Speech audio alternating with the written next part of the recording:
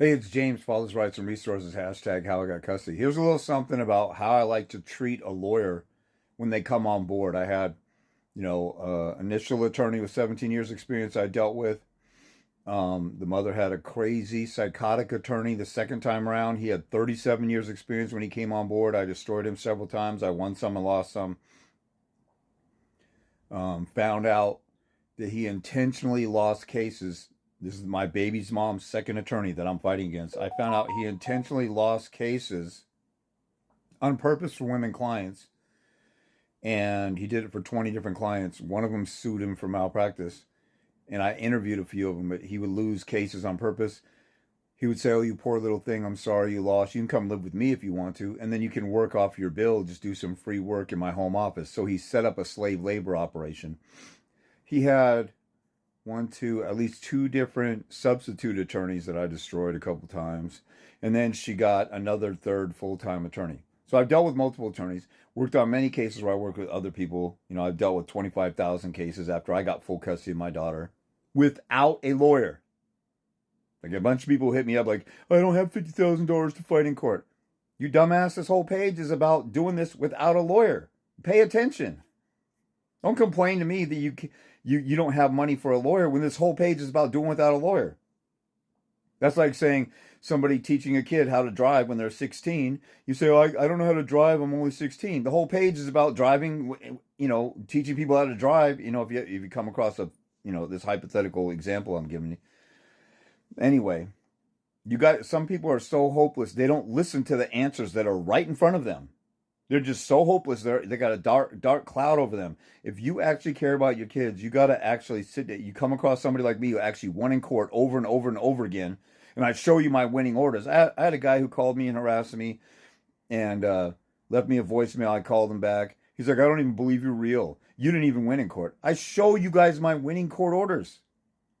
All my haters are liars because I don't come on here lie. I don't fake anything. I tell you the real deal. You guys, some people, my haters just don't like how it feels to get a dose of the truth. You need to grow some balls and be a man and fight and all that other stuff. So let's get to the point of this video. People complain that I don't do enough in my videos. I get 10 minutes on TikTok and I repost those videos somewhere else. I can't give you an entire lifelong lesson about everything I know about court, but when I get an idea, it triggers another idea. So I give you a little bit of something when it comes to my mind. But here, dealing with all these attorneys, I usually like to, when I first come across an attorney or first start a case, or somebody substitutes as an attorney, or I got a new case coming on board or whatever, I like to get on the offensive and I like to share this with my clients, and they do the same thing and they shut an attorney down because attorneys come in, especially if you represent yourself, they come in wanting to punk you and bully you and stuff like that. So what I'll do is I'll write a letter and I'll say, "Hey, look, number one, I'm willing to negotiate and settle this thing anytime outside of court. The one good thing about your crazy baby mama having an attorney is that you can use the attorney to communicate with her. Because if you're talking to her, a lot of times they're such emotional basket case, mentally ill narcissists that they don't use common sense. Oh, let's just try and work stuff out. They don't think like that. So you have to talk to their attorney about it. And if you learn and understand the laws and the rules and the ethical code of an attorney, the attorney might at some point say, "You know what? I don't want to deal with this James guy. He's going to file a bar complaint against me, sue me for malpractice. Let me go talk to my client and talk some sense into her." So I'll give you an example. Like let's pretend I'm facing Goldberg and Jones of Seattle. They're supposedly a father's rights or divorce lawyers for men website. They're a bunch of sellouts. I have a video on them on my YouTube channel. But let's go to their page and I'll show you how. Let's say one of their attorneys, I'm facing them, and how I'll set up an initial letter. So let's say Goldberg and Jones, these guys, send me a letter and they talk smack. Like my baby's mom's first attorney sent me a letter saying, "Hey, I've been hired to kick your butt and you're really difficult to deal with. And I usually deal with people like you." And he tried to intimidate me. And I wrote him back. Then he wrote me again and called me a jerk in the salutation. Maybe I should show you that. There's my baby's mom's her second attorney, Donald Wayne Farrell of Seattle, and his goofy looking wife. Here goes my second bar complaint against him. Just a little FYI, backing up what I say. Like, I filed a bar complaint against this guy, and right here it says they recommend dismissing the case, but an advisory letter or a private admonishment for him using racial slurs against another attorney. That attorney, I found out he used racial slurs against an Asian attorney, called it a C word. She was scared to file a bar complaint, so I filed a bar complaint, and I got him in trouble, and he had to deal with a whole bunch of stuff.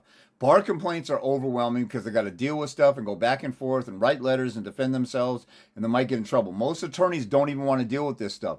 So I at least had them hung up dealing with this, even though they didn't give him a hardcore punishment like they should. So this goofball, Don Farrell, his second letter to me in the salutation, he called me jerk because I didn't back down from him from the beginning. He said, be advised, you may communicate with me, the undersigned, only by communication served directly on me. Office service won't suffice. But the rules say I could serve him at the office, so I served him at the office after that, and I continued to do it. I disregarded what he said because I don't give a shit what this Herman Munster, white trash version of Herman Munster look-alike, what he thinks. I'm not going to be intimidated by some stupid gamesmanship like this. So I play hardball with them because I received it from this sexual deviant pervert who can't get a woman unless he forces them to live with him. Donald Wayne Farrell of Seattle, Washington. So anyway, let's get back to how I'd write a letter. So when I write a letter to an opposing attorney, they're being jerks. I'm going to go to attorney profiles. Let's just say Kenneth Allen. I'm going to go down and I'm going to click an attorney, Kenneth Allen. So I find out his information. If his information is not on the website, then I'll go to the Bar Association. Washington State Bar Association directory. You can Google stuff like that on your page or on your computer. Kenneth Allen. I'm going to search the directory. This is public information. Sometimes these attorneys work from home and their home address is on here. So here's all his bio and his personal information, his office address, his fax, and his email. So what I'm going to do is I'm going to do this for every attorney at Goldberg and Jones. I'm going to go through every single attorney. And there's a bunch of attorneys there. So this guy, let's say this guy was being an a-hole to me. So I'm going to go through all these attorneys and get their contact information with Goldberg and Jones. And I'm going to write them a letter. And I'm going to say stuff like, hey, I didn't appreciate the way that you unprofessionally spoke to me in the court hallway the other day.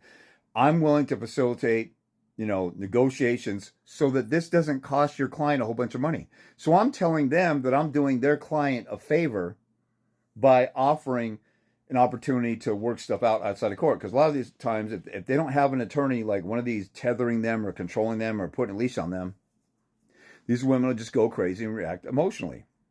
Now, they might do it with the attorney, but I want to give it a chance so that if we go down the road and later they say I'm abusing the court system against them, say, look, from the very beginning, I said I'm willing to negotiate and talk with you so we could save money even on mediation. Let's just talk together one-on-one. I'll lay it all out for them in a letter, and I'll have that letter in my back pocket all the time. They say, oh, James is just abusing the system and dragging stuff out.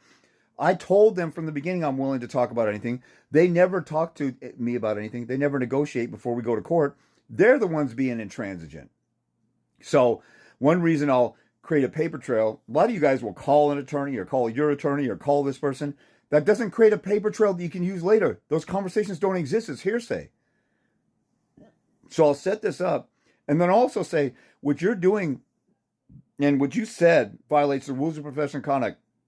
3.3, 3.4, 4.3, 4.4. You're violating Civil Rule 11. You're violating your oath of an attorney under APR 5E. And you cite the rules that they're violating, and you're committing egregious unethical conduct, and you're coming to court and helping your client lie. And, one time a while ago, there was I had a client write these guys say, I'm a father, and you're fighting against me as a father, and you're supposed to be father's rights lawyers, and how can you even do that in your own conscience? Like, just throw that on top of the ethical stuff. Then I've set a precedent that I'm not playing around, I'm not goofing around. And then after I give them the chance to be cool, then I go hardcore, all out, nonstop, and say, look, I'll even tell them I have to move forward and fight for my rights and no looking back. So I'd rather not engage in the ugly conflict of, family court or whatever, but the typical hostile family court where things get gaslit and gas is poured on the fire.